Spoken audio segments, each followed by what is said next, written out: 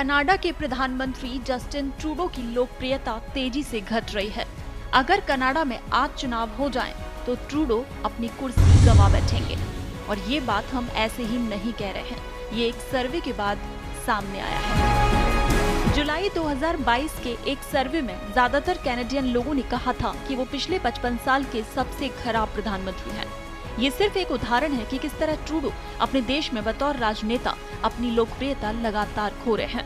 और आज वो इतने अलोकप्रिय हैं कि अगर अभी चुनाव हो तो वो प्रधानमंत्री की कुर्सी खो देंगे। आखिर क्यों इतने अलोकप्रिय हो गए हैं ट्रूडो? आपको बता दें कि कनाडा में हुए सर्वे में लोगों ने बतौर ट्रूडो के बजाय उनके प्रतिद्वंदी पियरे पोइलिवरे को तरजीह दी है। इसमें सरकार बनाने के लिए लोगों ने कंजर्वेटिव और विपक्ष के नेता पियरे को 40% वोट दिए हैं, जबकि ट्रूडो को महज 31% वोट मिले हैं। 60% लोगों ने ये भी माना कि ट्रूडो की पार्टी को अगले चुनाव में किसी दूसरे चेहरे पर दांव लगाना चाहिए। ट्रूडो के लिए चिंता की बात इसलिए भी है क्योंकि पिछले एक साल में पियरे की लोकप्रियता 5 पॉइंट बढ़ी है। कनाडा में बढ़ी हुई महंगाई फिलहाल बड़ा मुद्दा है। इकोनॉमी, हेल्थ केयर और घर से जुड़े लोगों को लेकर सर्वे में लोगों ने माना कि पोइलिवरे के पास तीनों सेक्टर में सबसे अच्छी योजनाएं हैं। सर्वे कराने वाली कंपनी आईपीसॉस के सीईओ डैरिल ब्रिकर कहते हैं कि इससे संकेत मिलता है कि कनाडा में लोग सरकार की दिशा को लेकर हताश हैं। खासतौर से आर्थिक मसले चिंता का विषय हैं। 2015 में महज 44 साल की उम्र में पीएम की कुर्सी संभालने वाले ट्रूडो के लिए ये शायद सबसे मुश्किल समय है।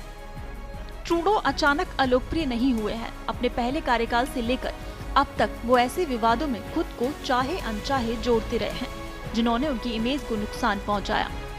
साल 2015 में पीएम की कुर्सी संभालने के एक साल बाद ही अरबपति आगा खान के प्राइवेट द्वीप पर छुट्टियां मनाना उनके लिए भारी पड़ गया था। देश के एथिक्स कमिश्नर ने इस नियमों का उल्लंघन माना।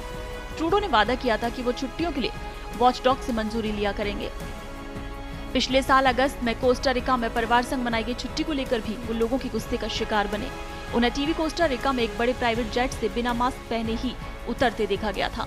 और उस वक्त ट्रैवल के लिए कनाडा में सख्त कोविड गाइडलाइंस थी, जिसके मुताबिक मास्क सिर्फ खाने पीने के दौरान ही उतारा जा सकता था। लोगों ने सोशल मीडिया पर लिखा कि कनाडा में लोगों के लिए अलग नियम है और पीएम के लिए अलग। ट्रूडो की बायोग्राफी साल 2019 में सामने आई थी। The education of a prime minister के लेखक जॉन एविसन कहते हैं, कनाडा में ट्रूडो पोलराइजिंग फिगर की तरह सामने आए। वो बच्चों और यंग वोटर्स में पॉपुलर हैं, लेकिन बड़ी उम्र के लोग उन्हें खास पसंद नहीं करते। वो मानते हैं कि ट्रूडो अपनी उपलब्धियों की वजह से नहीं बल्कि अपने नाम की वजह से यहाँ तक पहुँचे। एविसन आगे लिखते हैं कि ट्रूडो ने ऑथोरिटेरियन पॉपुलिज्म को आगे बढ़ाया है, जो उनके आने से पहले कनाडा की राजनीति में साफ तरह से नहीं दिखता था।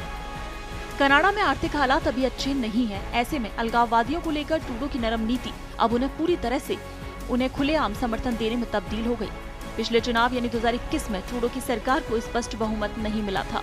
उनकी सरकार न्यू डेमोक्रेटिक पार्टी के सहयोग से ही चल रही है। ये कनाडा की तीसरी बड़ी पार्टी है।